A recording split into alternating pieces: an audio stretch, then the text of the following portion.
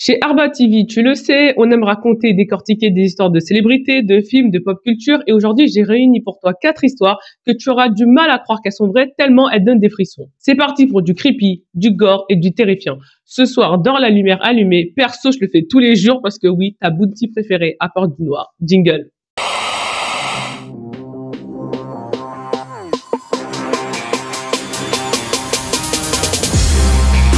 Je préfère juste prévenir que je n'ai pas classé ces histoires de la moins effrayante à la plus effrayante, mais bon, je parle trop, commençons.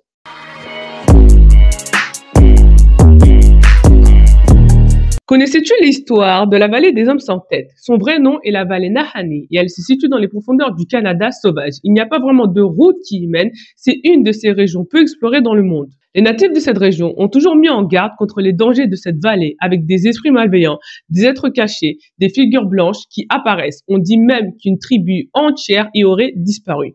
Tu crois aux esprits toi ou c'est juste des histoires à dormir debout qu'on raconte pour effrayer les gens comme moi? Moi perso j'y crois. Notre histoire commence officiellement en 1904 quand des rumeurs d'or présentes dans la vallée se propagent dans le pays. Donc deux frères, Willie et Frank McLeod, décident de s'y rendre. Ils trouvent l'or en question, ils le prennent pour chez eux et reviennent en 1905 avec un ingénieur écossais. Ils ne rentreront jamais vivants de leur voyage. 3 ans plus tard, c'est le troisième frère McLeod qui mène une équipe de recherche en 1908.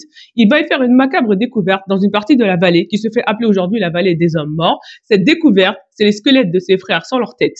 La tête de Willie et Frank ainsi que l'ingénieur écossais, donc tout le corps de l'ingénieur écossais, ne seront jamais retrouvés. Franchement, si tu avais été le troisième frère, tu serais allé chercher tes frères ou pas? Allez, on est entre nous, tu peux tout me dire. Approche à vous. Tu l'aurais fait? Moi, j'ai dit toujours la vérité. Et même quand je mens, c'est vrai. S'en suivra Martin Jorgensen, qui sera retrouvé sans sa tête en 1917. En 1945, un mineur non identifié est découvert dans son sac de couchage sans sa tête. Yuko vivra le même sort en 1927 et enfin Phil Powers en 1931. Toutes ces histoires étrangement se ressemblent. Ce sont des hommes, on a retrouvé leur habitation brûlée ou saccagée, mais surtout leurs cadavres n'ont plus de tête. On leur a aussi pris tous leurs biens, argent ou or. Et plus récemment, en 2005, 2 chasseurs, David Horsey et Frédéric Hadishai, ont aussi été retrouvés sans vie dans cette zone maudite. Depuis 1908, il y aurait eu 44 morts ou disparitions dans la vallée des hommes sans tête. Ça fait froid dans le dos, car on ne saura jamais vraiment ce qui est arrivé à ces pauvres personnes. Pour certains, tout ça est l'œuvre d'un ou plusieurs criminels qui volaient l'or et les biens de ces hommes. Mais pour beaucoup d'autres, c'est des esprits qui attaquent pour protéger la vallée. Tu me diras en commentaire, tu fais partie de quelle team? Est-ce que c'est la team, c'est un tueur en série qui sévit ou plutôt la team des méchants esprits? On aurait aussi aperçu dans cette vallée un loup géant, des lumières inexpliquées dans le ciel, des traces de pas géantes du Bigfoot qui se promènerait dans la zone. D'ailleurs, le Bigfoot, moi, cette histoire, elle m'a tellement traumatisée. J'ai pas envie de croire à son existence. Aïe, je me suis fait mal. Donc, je disais, j'ai pas envie de croire à son existence, mais en même temps, j'y crois et ça me fait peur. Ok, maintenant, tu me dis en commentaire, est-ce que toi, tu aurais osé mettre un pied dans cette vallée par pure curiosité ou est-ce que déjà, rien qu'en écoutant l'histoire, jamais, mais alors jamais, même pour 1 million, tu vas le faire? Notre histoire suivante n'a pas pour personnage principal une vallée hantée, mais un laboratoire créé par des monstres. Aujourd'hui, quand on parle du Japon, on mentionne souvent ces nombreux mangas comme One Piece, on pense aux délicieux ramen ou encore à ces vidéos qui nous prouvent que le Japon a 50 ans d'avance sur nous. Et pourtant, le pays dans lequel la chasse d'eau des toilettes se tire toute seule est aussi celle de l'unité 731, la fameuse Nana San Ichi Butai.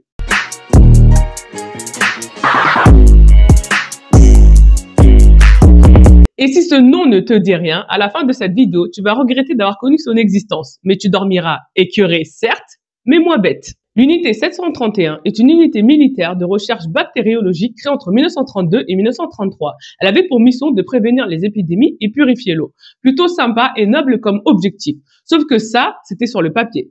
Parce que la réalité était à des années-lumière de tout ce qu'on pouvait s'imaginer. Derrière les portes de l'unité 731, on faisait des expérimentations sur les humains, telles que des vivisections. Dans le mot vivisection, on a le mot vivant. Je vous laisse imaginer. Et ces expérimentations se faisaient sans anesthésie, rien.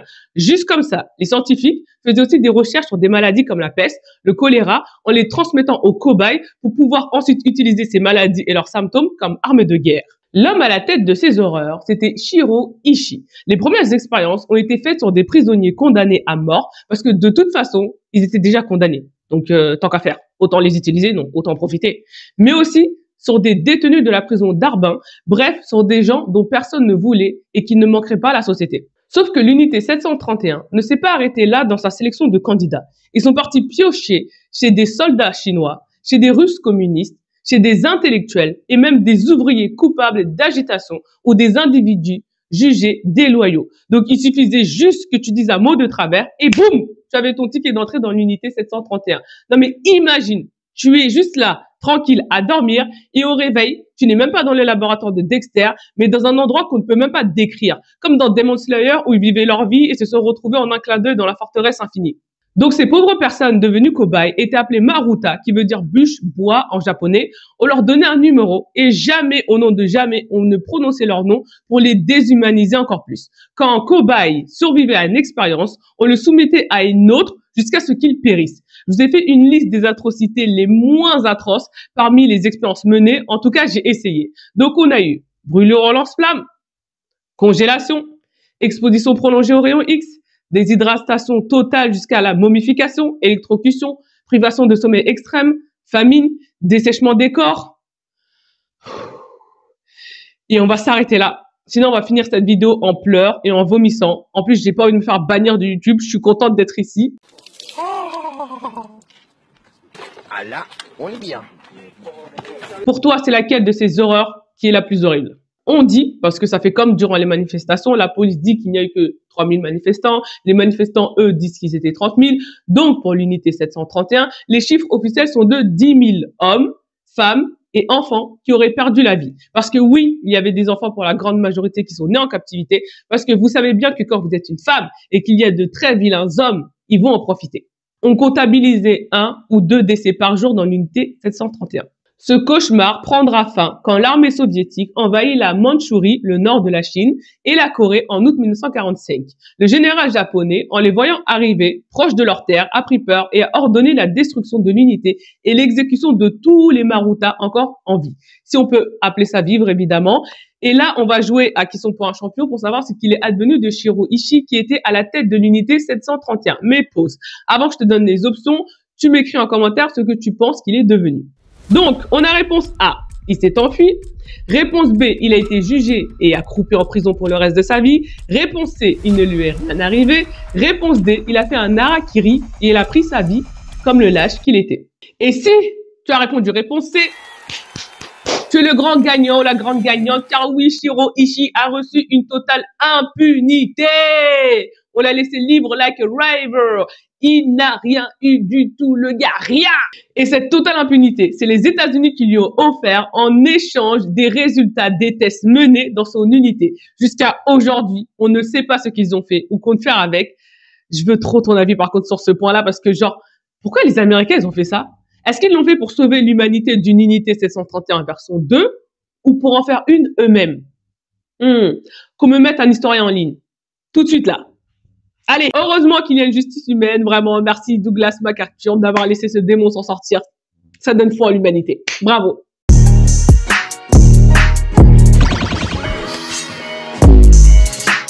Restons chez les Amerlocs avec cette histoire assez, comment dirais-je, tu sais quoi, laisse-moi juste la raconter.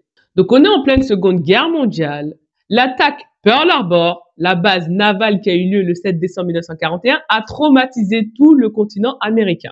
Donc depuis, on se méfie de ces fourbes de Japonais. Les Américains ne se feront pas piquer 2 fois par la même aiguille. Et puis, plus jamais, ils ne se feront surprendre par une attaque surprise de cette envergure. Je rappelle que l'attaque de Pearl Harbor, située à Hawaï, qui a été volée par les Américains, mais ceci ne nous regarde pas, a coûté la vie à plus de 2000 membres de l'armée américaine et détruit 6 de leurs navires de guerre. C'était du jamais vu. J'ai jamais vu ça.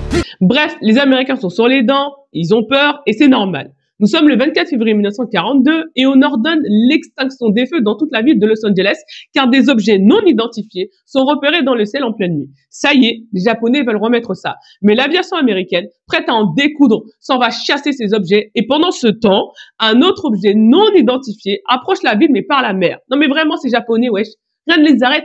Quand c'est pas dans le ciel, c'est dans l'eau avec des sous-marins. Nous sommes pas ou quoi la tête? Ce soir-là, il n'y a qu'une seule règle. On tire d'abord, ratatata, chargez, chargez. On pose des questions après. histoire de garder les choses sous contrôle et le faire rapidement en plus. Personne réellement ne savait ce qu'il se passait, mais tous les canaux anti-aériens sont mobilisés. Il y a un barrage massif qui se crée pour éliminer ces lumières qui clignotent dans le ciel. On va leur tirer dessus plus de 1500 fois par les avions, mais aussi les canaux qui étaient au sol. Les lumières vont enfin disparaître et l'alerte sera déclarée finie des heures plus tard. Plus de peur que de mal, on dirait. Après cette nuit, il n'y a eu aucune trace d'avion envahisseur, aucune trace de sous-marin qui a été retrouvée, pas de débris, rien. C'est comme s'il ne s'était rien passé. Le Japon, qui est coupable numéro 1, va nier toute implication dans cette affaire. Genre, ouais, Pearl Harbor, c'était nous, on vous a mis une belle raclée à la Mohamed Ali, y a pas de problème. Mais Los Angeles, on n'a jamais mis les pieds là-bas, les gars. On parle d'une fausse alerte, mais des siècles plus tard, et ce mystère n'a jamais trouvé de réponse réelle et concrète. Bon, si. Ils ont donné une explication et à toi de me dire ce que tu en penses. Donc, en gros, ce qui explique la présence de ces objets non identifiés dans le ciel, c'est la présence ce soir-là de ballons météorologiques. En gros, les petits objets observés pourraient être des débris, des obus anti-aériens tirés vers ces ballons. Bref, ce n'est ni les Japonais, ni les extraterrestres, mais les ballons. Moi, je pense que les personnes qui ont fait cette conclusion ont dû aussi consommer des ballons d'un autre type, si tu vois ce que je veux dire. Mais bon, tu sais quoi, on va y croire, on va arrêter de faire les complotistes. Et toi, selon toi, c'était quoi cette fameuse bataille de Los Angeles?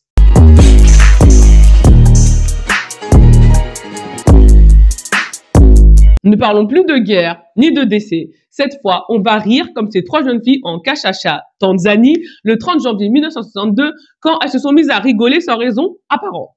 Et après ça, c'est 95 de leurs camarades sur les 159 élèves de l'école pour filles qui vont être atteintes d'hilarité incontrôlée. Cette épidémie du rire va durer des heures pour certaines, 16 jours pour d'autres, mais la durée pour la plupart aura été de 7 jours. Ce qui ajoute de l'étrangeté à l'étrange, c'est que seuls les élèves ont été affectés. Les profs, eux, ne rigolaient même pas un peu. Ils avaient tellement du mal à gérer leur classe que l'école a dû fermer en mars jusqu'au mois de mai pour qu'ensuite un second épisode se produise, affectant 57 élèves de plus que le premier et obligeant une deuxième fermeture fin juin. L'épidémie qui décide de voyager va désormais se répandre jusqu'à Nsamba, un village proche de là où les trois premières victimes vivaient. Entre avril et mai 1962, 217 jeunes villageois vont avoir des attaques de rire en seulement 34 jours. L'épidémie va aller d'école en école, en contaminant 48 élèves d'une autre école de filles, et c'est ensuite plusieurs écoles du village de Kanyon-Gereka qui auront le même problème et où 2 écoles pour garçons vont fermer. L'épidémie aura duré 2 ans, se concentrant autour de Bukoba. 14 écoles au total seront fermées et 1000 personnes atteintes selon les dires. Et si tu pensais que les symptômes, c'était juste rigoler comme quand ta meilleure amie te raconte sa blague la plus drôle, ce n'était pas le cas. Les symptômes vont être rire, pleurer, l'agitation, des douleurs, des évanouissements, des problèmes respiratoires, des éruptions cutanées. On dit que les causes auraient été le stress et l'anxiété qui ont provoqué une hystérie collective. Les experts pensent que si c'est une épidémie qui a surtout touché les jeunes, c'est parce que ces jeunes-là n'avaient pas de moyens sains pour gérer leur stress, pour gérer leur anxiété face à la pression sociale. Il faut savoir que la Tanzanie était nouvellement indépendante, donc les professeurs et les parents avaient de grandes attentes envers la jeunesse. En plus de la pression sociale, il y avait aussi les transitions culturelles et ce besoin d'être accepté dans un groupe. Bref, les adolescents et leur instinct grégaire qui est exacerbé à chaque fois. Une autre explication qui est offerte est que cette épidémie vient d'une dissonance, un écart culturel entre la société stricte des anciens, traditionnelle, voire même conservatrice, la Tanzanie étant très religieuse, et les nouveaux challenges avec l'émergence de la modernité parmi la jeunesse. Bref, les jeunes devaient faire le grand écart, et ça les a tellement bouffés de l'intérieur qu'ils ont explosé de rire dans une hystérie collective.